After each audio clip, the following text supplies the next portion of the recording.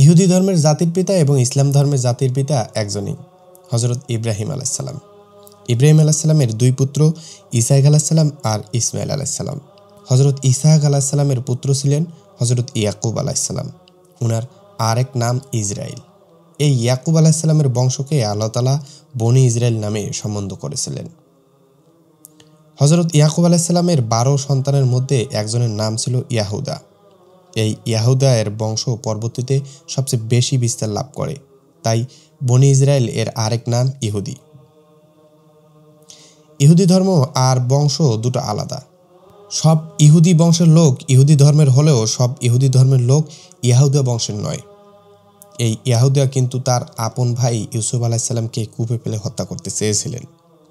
4000 বছর আগে ইসহাক আলাইহিসসালামের মৃত্যুর পর ইয়াকুব আলাইহিসসালাম আল্লাহর নির্দেশে শাম নগরী অর্থাৎ সিরিয়া থেকে কেনানে হিজরত করেন, আর এই কেনানই বর্তমান ফিলিস্তিন।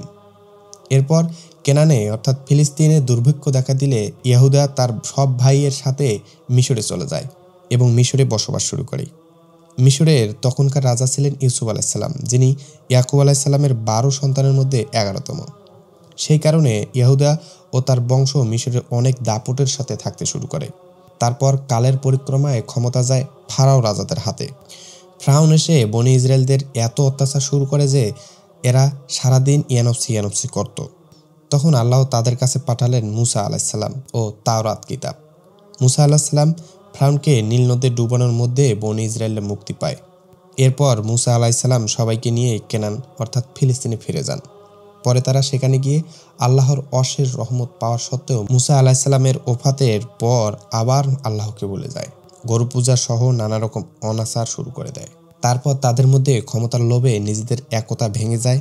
ভিনদেশীরা তাদের এই সুযোগ কাজে লাগিয়ে তাদের আবার গোলাম বানিয়ে অত্যাচার শুরু করতে থাকে।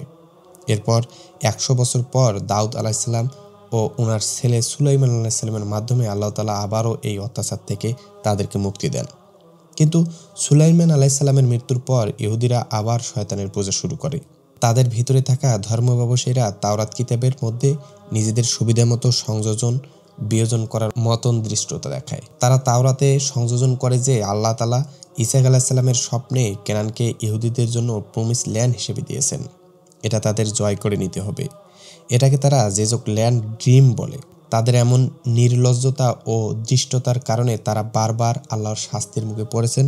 যেমন কখনো গৃহহীন হয়ে যাযাবরের মতো ঘুরেছে, বেলিলীয় সাম্রাজ্য দ্বারা গণহত্যার শিকার হয়েছে, রোমান সাম্রাজ্যের দ্বারা সিরিয়া থেকে আরব দেশে বিতাড়িত হয়েছে। মহানবী সাল্লাল্লাহু আলাইহি সাল্লামের সময় তারা আরব দেশ থেকে বিতাড়িত হয়ে চলে যায় ইউরোপে। তারপর উমর রাদিয়াল্লাহু তাআলা আনহু ফিলিস্তিন ও আল-আকসা বিজয় করেন। তখন ইসরায়েলের এত ঘনিষ্ঠ বন্ধু ইউরোপও তখন তাদেরকে আশ্রয় দেয়নি। বনি ইসরায়েলদের এমন পরিণতির কারণ আল্লাহ তাআলার শাস্তির পাশাপাশি তাদের ব্যবহার। তখনকার লোকদের ভাষ্যমতে তারা অত্যন্ত দ্রুত প্রকৃতির মানুষ ছিল। তাদেরকে যে জায়গায় আশ্রয় দেওয়া হতো সেই জায়গায় তারা তাদের প্রতিবেশীর জমি দখল করত। ইহুদিরা বেশিরভাগ ব্যবসায়ী ছিল এবং তাদের ব্যবসা অন্যদের থেকে কৌশলগতভাবে আলাদা ছিল, যার কারণে যাযাবরের মতো ঘুরলেও তাদের অর্থ সম্পদ ভালোই ছিল। আর সেই সব অর্থ সম্পদের দাপট দেখিয়ে তারা সেই সব এলাকায় স্থানীয় লোকদের উপর ছুরি চালাতো। তাই তারা সেই সব এলাকার রাজা ও বাসিন্দাদের দ্বারা বারবার বিতাড়িত হতো। বিভিন্ন ঘাত প্রতিঘাত সহ্য করার পর তারা একসময় বুঝতে পারে যে যে কোনো সমাজকে নিজেদের নিয়ন্ত্রণে রাখতে গেলে শিক্ষা ও অর্থের বিকল্প নেই। তাই তারা শিক্ষা অর্জন ও অর্থ উপার্জনের উপর গুরুত্ব দেয় বেশি।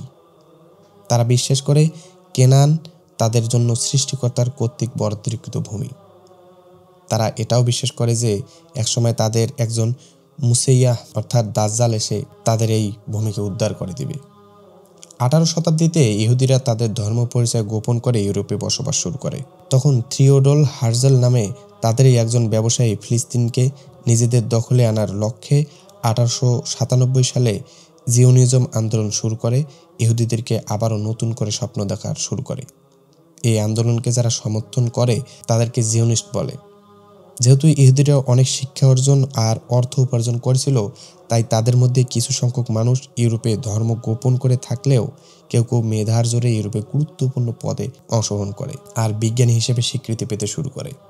তখন তারা শুধুমাত্র পদ দখল করেই থেমে থাকেনি, সেই সাথে নিজেদের একটা রাষ্ট্র গঠনেও প্রচুর সমর্থন সংগ্রহ করার চেষ্টা করতে থাকে। তখন ইউরোপের সর্বোচ্চ পর্যায় থেকে সিদ্ধান্ত নেওয়া হয়েছিল তাদেরকে আফ্রিকার উগান্ডায় থাকার ব্যবস্থা করে দেওয়া হবে। ঠিক এমন সময় শুরু হয় প্রথম বিশ্বযুদ্ধ। প্রথম বিশ্বযুদ্ধের আগে যুক্তরাজ্য নিজেদের অস্ত্র সংরক্ষণের জন্য এক ধরনের গ্লিসারিন ইউজ করত, যেটা আসতো জার্মানি থেকে। কিন্তু যুদ্ধের সময় জার্মানি যুক্তরাজ্যের বিপক্ষে থাকায় গ্লিসারিন সরবরাহ বন্ধ করে দেয়। তখন যুক্তরাজ্যকে সহায়তা করতে এগিয়ে আসে সাইম ওয়াইনিজম নামের এক ইহুদি। তিনি গ্লিসারিনের বদলে অ্যাসিটন দিয়ে অস্ত্র সংরক্ষণের পদ্ধতি শিখিয়ে দেন এবং যুদ্ধের প্রচুর অর্থ সহায়তা দেন। তার এমন আশ্চর্যজনক অবদানের জন্য যুদ্ধের পর যুক্তরাজ্য তখন তাকে পুরস্কৃত করতে চায়।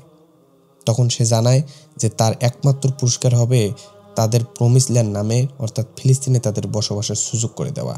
এখানে উল্লেখযোগ্য যে সাইম জিওনিজম আন্দোলনের একজন গুরুত্বপূর্ণ সদস্য ছিলেন, আর ফিলিস্তিন তখন ছিল উসমানিয়া সালাতনের দখলে।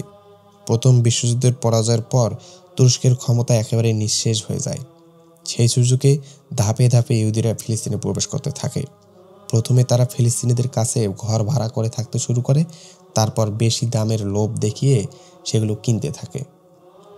তারপর দ্বিতীয় বিশ্বযুদ্ধে জার্মানির পরাজয়ের পর পুরো বিশ্বের ক্ষমতা ইউরোপের হাতে চলে যায়, আর এই সুযোগে ইহুদিরা তখন স্থানীয় ফিলিস্তিনিদেরকে অত্যাচার, জোর জবরদস্তি করা শুরু করলে ফিলিস্তিনিরা প্রতিবাদ করে। তখনই ইউরোপ থেকে ঘোষণা আসে পুরো ফিলিস্তিনের 55% থাকবে ফিলিস্তিনিদের দখলে, আর বাকি 45% হবে ইহুদিদের। 6 লাখ ইহুদির জন্য 45% আর 12 কোটি ফিলিস্তিনের জন্য 55% জায়গা। তারপর জাতিসংঘ থেকে স্বীকৃতি পাওয়ার পর ইহুদিরা ইসরায়েল রাষ্ট্র প্রতিষ্ঠা করে, আর নবগঠিত এই রাষ্ট্রের প্রেসিডেন্ট হয় চাইম ওয়াইজম্যান। ইসরায়েলের রাষ্ট্র গঠন হওয়ার ঠিক 6 মিনিটের মধ্যেই আমেরিকা তাদেরকে স্বীকৃতি দেয়। আর এভাবেই যুক্তরাজ্য ও যুক্তরাষ্ট্রের প্রত্যক্ষ মদদে ইয়াকুব আলাইসাল্লামের সাথে কেনানে আসা যাযাবরদের থেকে আজকে গাজাকে ধ্বংসকারী দানবে পরিণত হয় এই ইহুদি জাতি। আর গাজাকে এত ধূলিসাৎ করার পরও বিশ্বের সকল মুসলিম রাষ্ট্রপ্রধানেরা মুখে তালা দিয়ে বসে আছে, এমনভাবে বসে আছে যেন তারা কিছুই দেখতেছে।